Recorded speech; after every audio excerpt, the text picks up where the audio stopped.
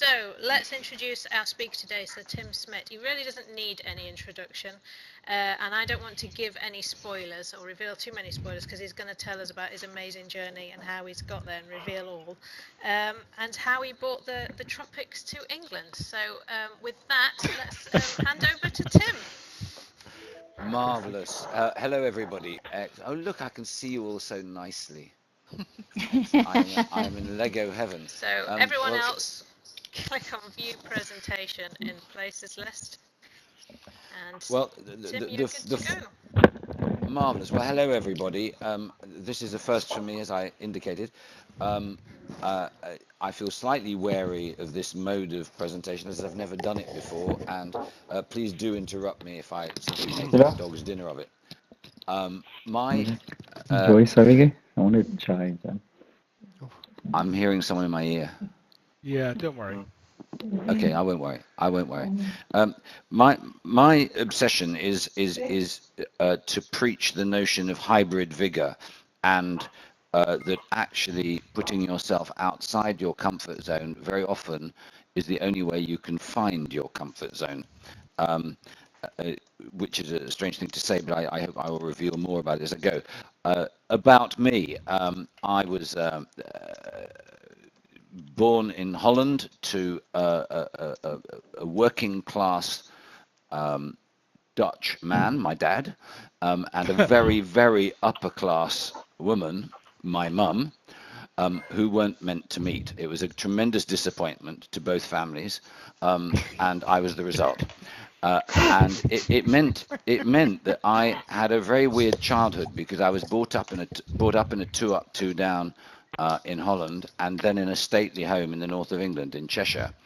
And the one thing I learnt immediately was it's bloody horrible to be brought up in a stately home and in all of that upper class nonsense. And then for my pains, I was sent to an English public school, which confirmed every prejudice I ever had about upper classness and upper middle classness. It was dreadful. So I became like a very good spy. I always say to my mates that I can now talk about cricket and rugby and the stock market and Henley and all that sort of stuff, so that people think I'm very, very British when I need to be, and at other times I can just choose to be Dutch, which is marvelous. So you can imagine that I'm having a real crisis at the moment. I have my Dutch passport in one drawer and my English one in another. So anyway, those pictures that you see there are of windmills. I don't actually know how to move these slides on. I think there's something happens when I press something, but so anyway, my dad ended up working for KLM, and we flew all over the world. Oh, there's the start of the stately home with the stables. It's very good. Let's move on. I then eventually ended up at university in Durham, where I read archaeology, and I sort of flew all over the world to where my father was. So I saw the world through many, many different eyes. I read archaeology, and I started a rock band because I was skint, and we did rock gigs to pay money for our for beer. And then it became the punk boom, and we had the best PA system in the whole of the northeast of England. So we started hiring out to Newcastle City Hall, made lots of money, left university, became an archaeologist for 3 months in the hot summer of 1976, was starving. So we decided that London needed us. The world was waiting for more musicians in London. And that's what I did. I went to London and discovered that on any night of the week there were 30,000 musicians better than me, and I ended up on the dole. And on the dole, I went to play football on Clapham Common, and one day I kicked a man incredibly hard, and someone said to me, "Christ, do you know who you've just kicked?" And I said, "No, I've never met him before in my life." He said, "He is the lead sound engineer at Abbey Road Studios." And as you will all know, Abbey Road Studios is the most famous recording studio in the world. So I picked him up and I said, "Hello," let me introduce myself. And we actually became firm friends, and he invited me to go recording there in what's called dead time when it's not booked. I understood something. I learned something really important at that point. Well, I learned two really important things. One is that wealth comes in several different forms. Wealth comes in the form of obviously cash, that's rather dull, but wealth also comes in the form of connections to people, and also realizing that the best recording studio in the world was not working 24 hours a day. The best sound engineer in the world wasn't either. Some of the best musicians in the world weren't either. How do you get them all together? Well, you get them together with something which no MBA ever tells you about. It's called charm, and being able to make people feel that being with you is fun and that you know how to throw a party. And lastly, you are trustworthy. So when I got the ability to record in the studio, I did something under the guidance of my then wife, which I have never regretted, which is that I gave photocopies of every recording contract I got to everybody who'd worked with me, so they could see exactly what their share was and would be in a transparent way, because I knew instinctively that if people trusted me, I could actually make this go on and on and on and on. So we had 5 record deals back to back, and not one of them was a hit. Not one was a hit. But I was able to pay people small sums of money. Then something very strange happened. This is pre-mobile phone. My youngest son reached 1 year old, and we decided we were going to go out for our first night out, my wife and I. And my sister-in-law came to babysit. She said, "Can I bring a friend?" The friend came, and when we came back from our dinner out, I felt it was rude just to say, "Go now, go get thee hence." So I started something called conversation, which was really interesting. And this woman said to me, "I'm an opera singer." I said, "How interesting." She said, "If you ever need a singer, here's my card." And I put it in my top pocket. I loathe opera. There was no chance this was going to happen. The following day, I'm at Abbey Road Studios, and the singer I was due to work with calls in ill. I phoned 4 other singers, but as I say, pre-mobile phone, they were out. I then remembered this opera singer's card. I called her. She came, and 4 weeks later, the record we made went #1 in Holland, then in Belgium, then all over Scandinavia, then France, and it became one of the biggest selling records in Europe that year. And we went on to have a great deal of success. And I learned something else in the way of doing all these things, which was that the moment that everybody else in the world thought I ought to be most happy, I found tragic. Imagine the situation. You're in the most expensive room in the most expensive hotel in Paris. You go into a limousine to go and pick up platinum discs. The record on the limousine's radio is mine.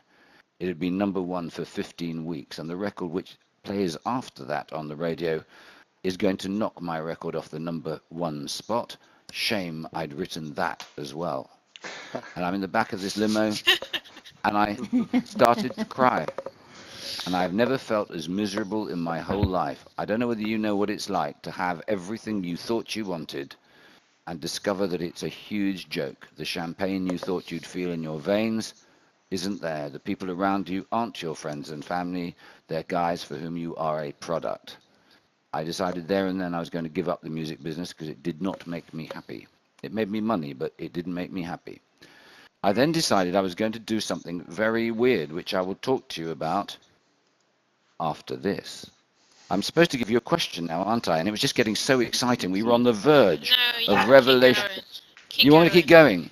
Keep going. All right. I don't know how many of you have ever read Tell Luke us about Wright. the pig. Eddie? I'm a heckler. Eddie?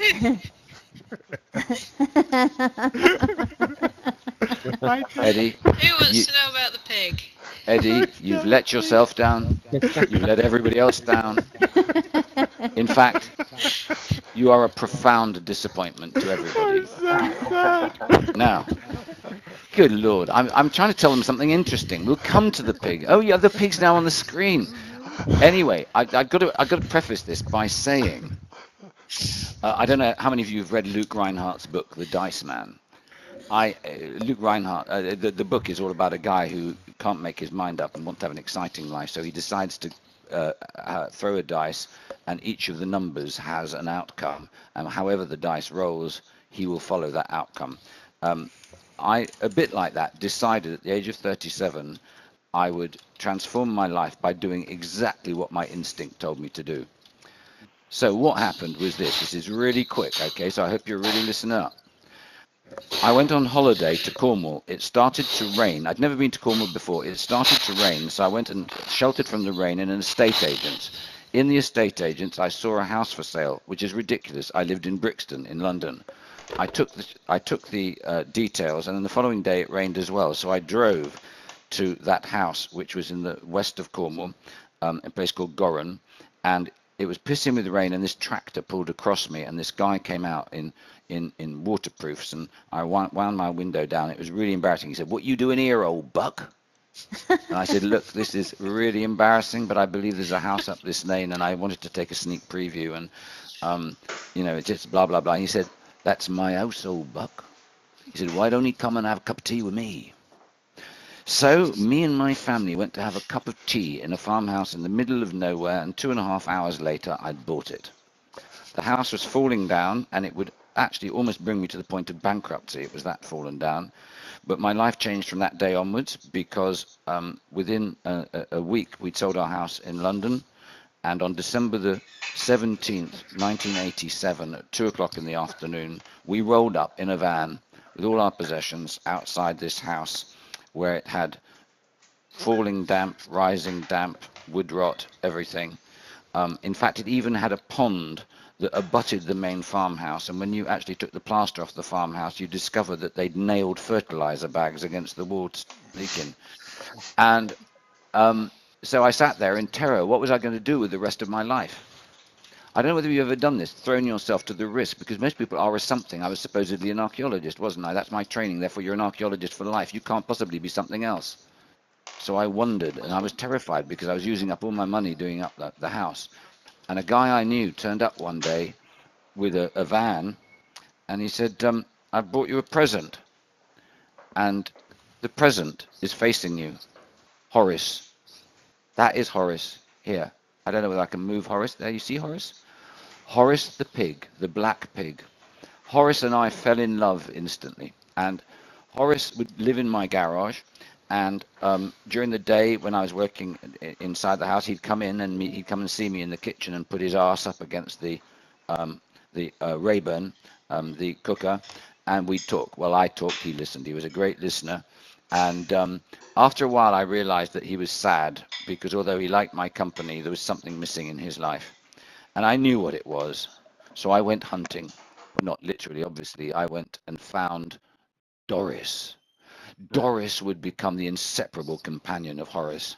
And most people say to a, well, this is probably true of a man or a woman, but when you're asked in public, what's the happiest day of your life, you're supposed to say probably if you've had a child, the birth of your first child, or your wedding day, or when you met your partner, or whatever it is. But the truth is, the best day of my life occurred at 2 o'clock in the morning with the snow absolutely horizontal, and Doris gave birth to 13 baby piglets under a heat lamp in a thick, thick sea of hay.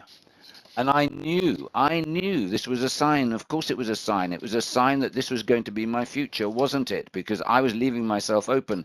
So I knew I wanted to have a rare breed park. I knew nothing about animals, but of course this was my destiny. And I knew where there was some land. So I went to go and see the land and the owner of that land, which was about 4 miles from where I currently lived. I found the man called John Willis, and the conversation was a weird one because he gave me a very hot cup of coffee and told me instantly the land wasn't available.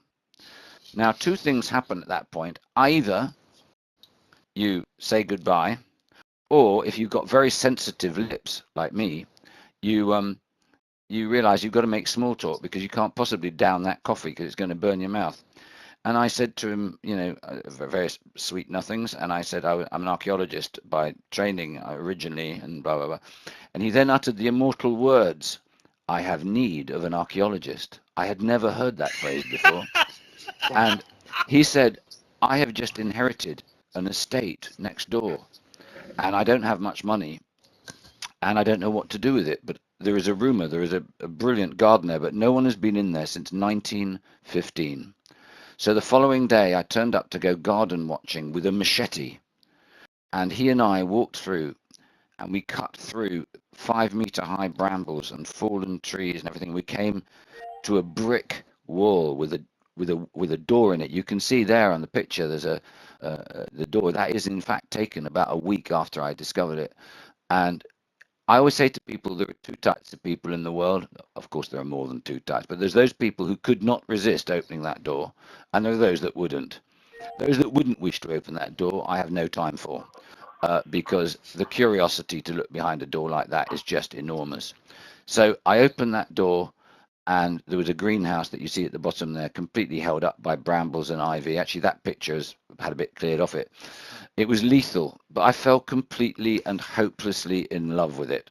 And I knew at that moment that I was going to restore these gardens back to their former glory. And the story of that would change my life. And the weirdest thing, and why this is relevant for you, is at that time I knew nothing about plants. Seriously, this is not an exaggeration. I knew nothing except usually the green side faced the sun. That was all I knew. And why that is important is so many people limit themselves because they think that what they've done in their previous life equips them for their future. Actually, it's true your previous life equips you for the future, but strangely, it is bringing experience from a previous life into a section of life where no one has ever met anyone like you that changes the future. So I arrived at Heligan. I started to restore it. I understood instinctively what I needed to do. I've been in the music business, and what I learned in the music business was something that everybody needs to know, which is if you love something and you are not a freak, and most of us aren't, there will be millions and millions and millions of people who feel the same way about it as you do. Therefore, the issue is simple. It's called marketing. That's all it is. So how do you market a garden like the one you see in that picture? That is, first of all, I came up with the notion all gardens are called something gardens. All in Britain at that time were called something gardens or something park. And I thought, that's not very romantic. Why don't we call it the Lost Gardens of Heligan, with redolent of notions of sleeping beauty. But actually, it's just romantic. That gentle melancholy is what people want. And I know that because bittersweet love songs sell. Really happy love songs don't sell nearly as much as slightly melancholy ones. So I wanted the sense of slightly melancholy, but deep. So if today you were to ask me what I learned from Heligan, it was first of all,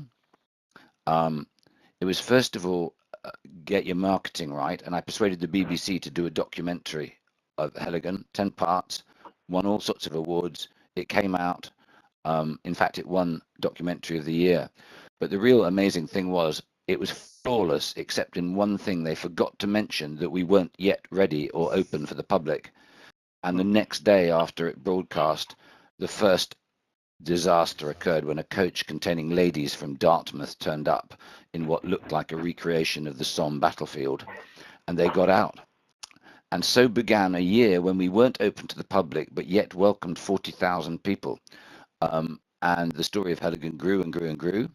I also realized that plants are not interesting to children, and actually I'm not that interesting to children. I made a terrible mistake. I thought that children liked me because I had my own, and of course I buy them Christmas presents and I feed them, so they have a vested interest in finding me funny. But I took all these kids from local schools over 3 days. I took 120 kids a day, and the first 2 days were the most stressful of my entire life, up to and including today. And they hated me. I learnt language that I didn't think children knew. They broke things. They fought with each other. And then on the second night, I was considering pulling a sickie for myself. I was considering lying to myself about my health. And I read my kids a story. And the following day, I arrived at Heligan and my life changed. I realized I've had enough of being a nice guy. And I looked at the 120 children and I said, I'm going to poison you slowly. You're going to drink this and you're going to die. In fact, you're going to drip, drip, drip to death. And they looked at me. Respect. Respect and fear. I like that. And then, warming to my task, I told them about the drugs invented by the ancient Aztecs to stop their live human sacrifices, screaming as their still pumping hearts were being ripped out of their chest cavity, ripped out by the ventricles, and held up to celebrate the dawning of the summer solstice. At this point, I could have marched those children across coal. Hot coal. They loved me. Their teachers were alarmed, but they loved me. And I realized that everything is about storytelling. I could have told them about potatoes after that, and they would have been fascinated. Or hedgerows. Because I had not used any Latin. I had not used anything intellectual at all, except for a tale. And in fact, they were even more alarmed when I told them that the drug the ancient Aztecs had invented grows in Britain, and many people have them in their gardens. And they take a drug from it called sensodopamine, L-dopa, and it's used in the treatment of Parkinson's. So a small amount of it stops you shaking. A large amount of it makes you quite capable of having your chest ripped open without being able to scream. So it's ideal for children. Well, I mean, no, not ideal for children, but you know what I mean. And You're right, so I learnt about storytelling. I learnt about marketing. And the last thing I learnt was, don't ever assume you know who your market is. A classic case, we had some rough, hairy British conservation volunteers came on a coach, and they were meant to come first, but actually what came first was a group called NADFAS, full of ladies in Jaeger, and I had a sociopathic head gardener who didn't understand anything like that. So when these ladies from NADFAS arrived in their smart clothes and high heels and everything else, he marched them into our vegetable garden and gave them a machete and spades and said, "Get on with it. I'll be back at lunchtime." And anyway, the Harrys then arrived, and he gave them a guided tour and a cream tea and a guidebook and all of that. And the most amazing thing I learned was that the women from NADFAS said it was the best day out they'd ever had. And I never fail to be surprised by the fact that an awful lot of people who market what they do have already taught themselves what their market must be and who they are. I hear this all the time. I go and talk to companies. The classic one is I go to talk to failing companies who say, "You say, why are you doing this?" And they say, "Well, it's not my taste really, but we do this for the public." And I say, "Close it. Just close the company. How on earth can you sell what you do if you don't love it? How can you do that? You can't. It's got to be great for you, because that's the only way you've got any kind of benchmark about whether it will work." Am I due to stop soon? I feel as if I've been rambling. Yes, we have some questions to reflect on. Where am I starting? I can't remember. So these are your 3 questions. Yeah, you've sent me 5. They're on the board in front of you. We want you to reflect. Do you want to read them out, or will I? There's a misprint. This has been written by someone semi-literate. That's not you, Tammy, is it? No. Do you understand when you have to kills? When you have to kill your darlings? Yeah, I'm really interested in this, that so many people I know waste their lives away by continuing to do something because they've given it a fake importance because they spent a lot of time on it. Therefore, they can't bear that it could be a waste of time and a waste of life and a lousy idea. I see it time after time after time, and the greatest gift I give many people that I meet is to tell them that their idea is really shit and they're messing up everybody else's lives and they're completely deluded. So my question to you is, have you got enough self-knowledge to know when you're actually wasting your entire life on something that is not worth a candle? And then your trick question is, do you know where the phrase "not worth a candle" comes from? Go on. So we're gonna go off into groups, Tim, but we're gonna ask all questions, so we're giving people a choice. So do you want to talk about the other 2 as well, and then we'll go and do the work? Oh, how do you feel doing something you're unprepared or trained for? That's a really weird question, as I've only spent 3 months in my life doing anything I've been trained for. Okay, that's question 2. And what insight can you bring to something new from a different role? That's kind of reflecting back to my experience of going from rock music into a garden, and suddenly realizing that here was a whole industry that knew nothing of everything that I was doing in my previous one, and a lot of it was relevant. Yeah. Okay, brilliant. So we've got 3 questions to choose from. If everyone can join me at large workshop whiteboard.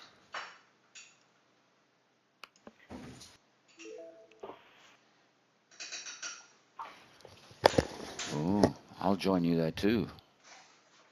Okay, so do you know when to kill your darlings? How do you do something that you're untrained for? How do you feel the horror, the terror that you might have if you're trying to do something that you haven't got the background to do? And what insights can you bring from your previous roles? So we're going to go over, we want you to think about it, write first on stickies and then talk about it in your groups. And you just need to click on the sign to go to whichever question motivates you the most, and a tutor will come and join you. So off you go.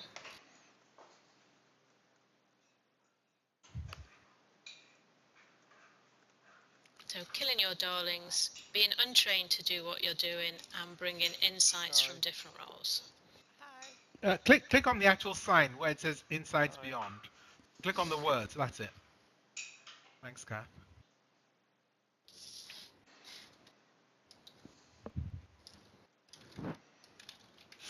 That's been great. We have certainly different conversations. I'm going to start off with our team. Chris, are you happy to quickly share what we did? Just a quick, overview in I few think. seconds. Well, I'm a surgeon, and I just talked about what I would have done in situations where I was unfamiliar with, and it was just basically going back to basic principles, but stopping, taking stock, and rethinking, but trying not to get into that situation in the first place. But if you did get into a situation you couldn't cope with, then you'd probably rely on your professional experience. Okay, nice. Eddie, what was your theme about? I was looking for a volunteer to share ours, but I didn't get a reply to my text I don't message, mind so volunteering. I can volunteer. Oh, yes, please. Thank you. Yeah, sorry. Go for it. Yeah, it's Sally. We would just all say the same thing, really. Know more than you think you know, and sometimes being in a different situation, identifying difficult people like Eddie, positive people like Eddie, and the rest of it is learning, moving on, and reacting. I think that's a bit waffly, but that was the general joke. It was very good. Excellent. Okay, and Suzanne, I think you were in the Killing Your Darlings bit, weren't you? I was, yes. Anyone to share what happened? Well, we got explained what Killing Darlings was, so it was almost like an author who you've got your characters, you've got your story, and it's the things that you love, but sometimes it's important to look at them and kill the ones that are not of use or ones that are not important. And we kind of discussed how difficult that can be, having confidence to do that as well. And we had discussion around that. Does that sound all right, team? Thank you. Marvellous. Yes, well done. Dan? That's the second part of the talk with Tim. Can we hear one word from Kath, because she's actually managed to get her sound to work. So hi, Kath. Kath, we're also getting your kitchen noises. No words from Kath. Okay. Let's go, Sammy. Let's go. Me at you presentation again, and Tim, if you can join me at presenter spot. We'll crack on with the second part of the talk. You will find that the risk itself is now about half as large as you thought it was in the first place, and therefore you are much more likely to achieve it. The other thing which is actually very counterintuitive about risk is the taking of risk is something that humans, whether they are risk takers or not, instinctively don't want to feel that risk takers lose, because that diminishes all of us as humans. And even people that dislike you, when you come very close to hitting that brick wall, you will find that people will support you to achieve the risky thing you're doing, because it actually means more to them than actually the satisfaction of you not achieving it. And the third bit that I would say, having said there were two, but there is a third bit, which is that only by taking the risk and saying to yourself, I am going to go until I actually hit the brick wall, you need to go and hit that brick wall. Because so often in my life, when you get close to the point when it looks like a disaster, long after all your mates have said you should pull out, you discover that that brick wall has actually got a door in it that is made of bricks. And you'll go through the time you find that at the very last moment, things do come right. So I wanted to say that. I also think we need to, you need to explore some of the other aspects of frog kissing, which is my passion, which is you need some rules. I can't move the slides, by the way. Someone else has to do it because it's not reacting from Cornwall. Cornwall is obviously further.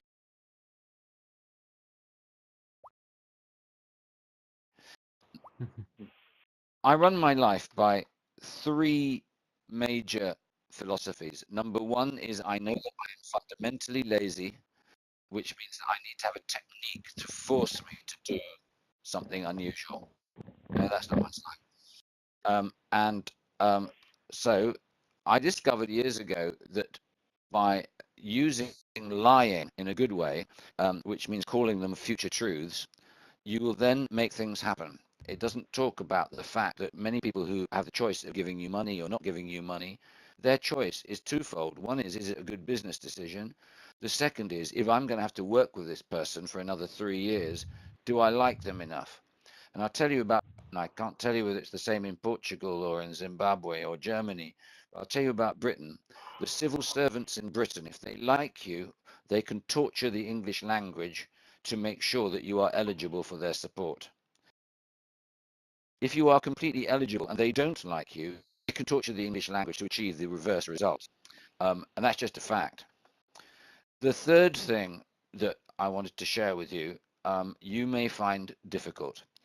I decided a long time ago that thinking was a very interesting thing, but that most people don't actually think. What they do is they wear comfortably the prejudices of their peer group, because no one has the time to think about all the things they actually have an opinion about. If you want to know, just ask yourself one question honestly. What do you hold passionate feelings about that is used in universities as the reason to have clusters of businesses outside them? The truth is, if you learn about the history of great inventions, they're usually made by meeting the people you didn't know you needed to meet. And that's a subtle and important difference. One of the most electric things you can do is to meet people who are in areas that are completely outside of your sphere of interest and influence, and then listen to them, and you suddenly realize that actually it's given you a lateral thought into something else. So in order to give myself jeopardy, I accept every third invitation I receive. It does not mean I don't accept the first, but I accept every third invitation I receive. It gives me no choice. It forces me to go to events and things that I would otherwise reject. The reason I do that is because it is at those meetings almost exclusively that you meet the scope of your own influences, the influences that are acting on you are. And almost every single major decision I have taken in my life, since I decided to do this when I was 37 and I'm now 64, has changed what I've done, and it has shaped me a lot. The major things have all come from those third invitations. And most people think, oh, I couldn't do that. But I would say to most people, I'm we're sort of play acting here, so please don't think me offensive. I think most people are profoundly boring. They actually don't think about anything. They're very lazy politically, very lazy socially, and they often like to pass off opinions of others as their own because they actually cannot be bothered to think. And they hope that the smart article they read in the Telegraph, the Guardian, or maybe the Economist or the Spectator, whatever it is that is their particular poison, that people they talk to at dinner won't have read it, so they look a bit clever. Actually, original thought is exhausting. And that is something that you have to do if you're going to be happy. You absolutely have to do it. So accepting the third invitation has, as I say, changed my life. I'll give you an example. In 1997, I was invited to talk in a very small hut near Taunton in Somerset. And my PA threatened resignation because she said, this is so trivial. There will be 50 people and a dog there. And it's 160 miles drive. I said, I've got to go. I went, and there were indeed 50 people and a dog. 3 months later, I was in Plymouth at a meeting of European commissioners, and these commissioners were deciding the fate of the Eden project and whether it would get money. And it soon became apparent we were not going to get the money because the various parts of the southwest that were in charge of it couldn't agree on anything. And then suddenly this very old man got up. He said, hello, my name is Humphrey Temperley and I am the chairman of Somerset County Council. And 3 months ago I was in a Nissen hut near Taunton and I heard Mr. Smit speak.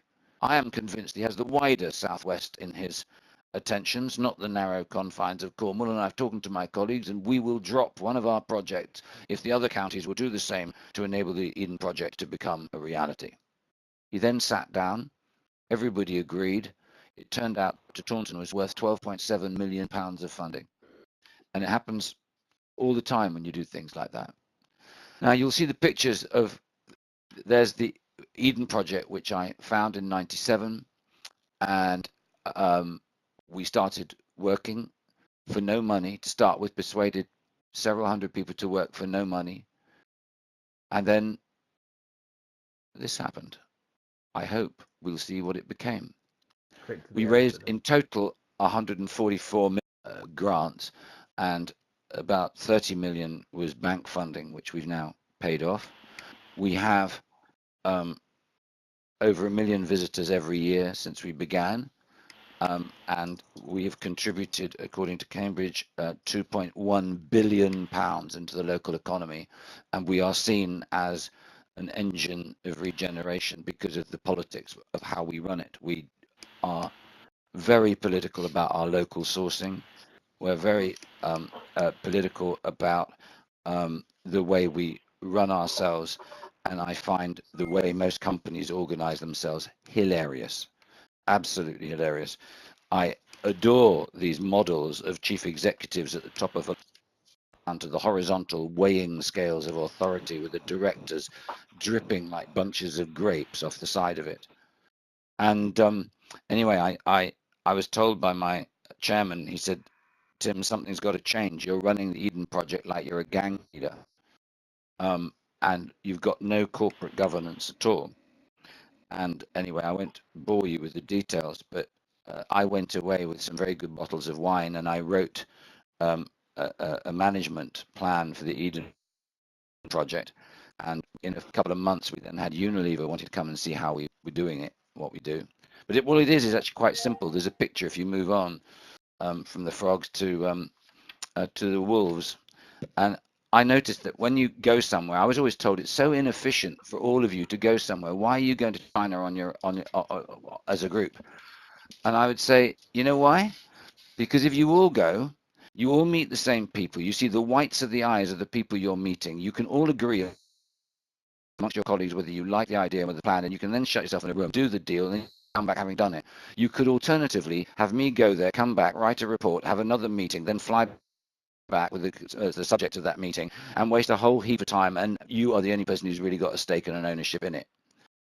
I'm ruthless about time, utterly ruthless. Maybe it's because I'm now 64, but I cannot bear meetings. I cannot bear the artificial weight that is put on the importance of meetings and the importance of money as a subject matter. Part of the problem is that most people do not understand that we are all clever. You would not be in a position of authority unless you were clever, but it's bad manners to say you're clever, which means that if really big decisions really quickly, if everybody admits that they're smart. And you know what? It means every one of those hours you've now won 55 minutes back to actually have a glass of Chablis, make love, read a book, whatever it is you want, but it's your time. People just waste their time so much in those meetings and those management structures, which are generally meaningless. And the way The way we manage ourselves, I think maybe I don't know whether I'll end on that. You saw the clocks. I mean, it's very odd that we have an industrial revolution type clock model for the way we have our organograms, when in fact we're creaturely. And the management technique we have at Eden is called the monkey business, at least for the senior staff. And the monkey business has a number of rules, which I'll give you very quickly. Number one, you've got to say good morning to 20 people before you start work. Unless it's on the night shift, of course. Rule number two, you've got to read 2 books every year that your colleagues and friends would say were completely outside of your sphere of interest, and review them for your colleagues. Rule number 3, 4, and 5, go and see a show, go and see a film, go and see a concert. Same rule as number 2. How else are you going to rip the blinkers off your eyes? How else are you going to actually put a clear mountain stream through your head and introduce you to things you don't? There is no other way. Rule number 6, you've got to make a speech once a year about why you love working for the Eden Project. If you cannot do it, you must resign. Rule number 7, you've got to prepare a meal for the people who shape your enjoyment of the Eden Project. And working at night is really interesting. You probably think this is very hippie, but one of the things I've discovered is that people give each other permission to be equal after the sun has gone down.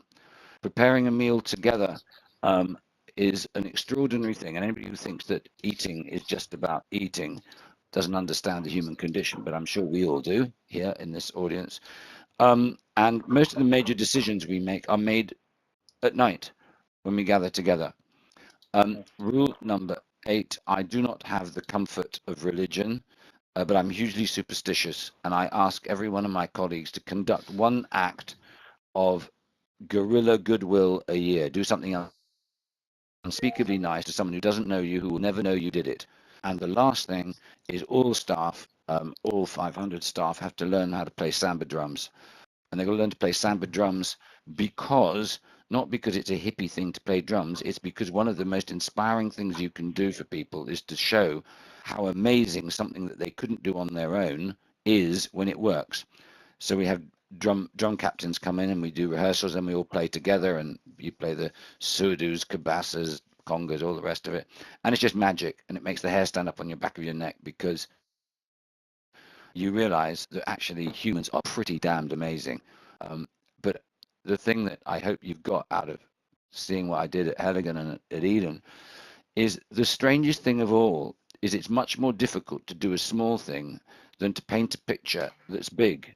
The reason I had over 100 people working for me for nothing was that I realized early on that magic is made by persuading people who think that their best years are behind them,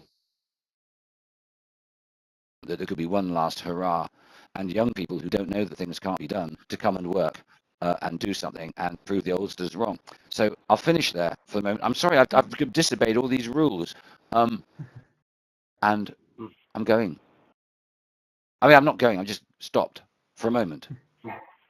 Thank you very much, Tim. It's actually, I think that's all the time we've got for today, because we've gone slightly over time. So thank you, everyone. But can we get a round of applause for Sir Tim for his wonderful talk? Thank you.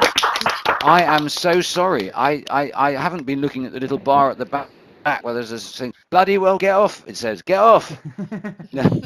I'm so sorry that you didn't have time for questions that went there. I do apologise. Your talk was very interesting, so we're not going to be too sad about it. So I'm just going to bring everyone back to a circle so we can say goodbye. There's no need to dash off. I know we're slightly over time, but if you've got any questions or if you want to have a quick talk with anyone here, do feel free to go to the coffee tables and sit and chat.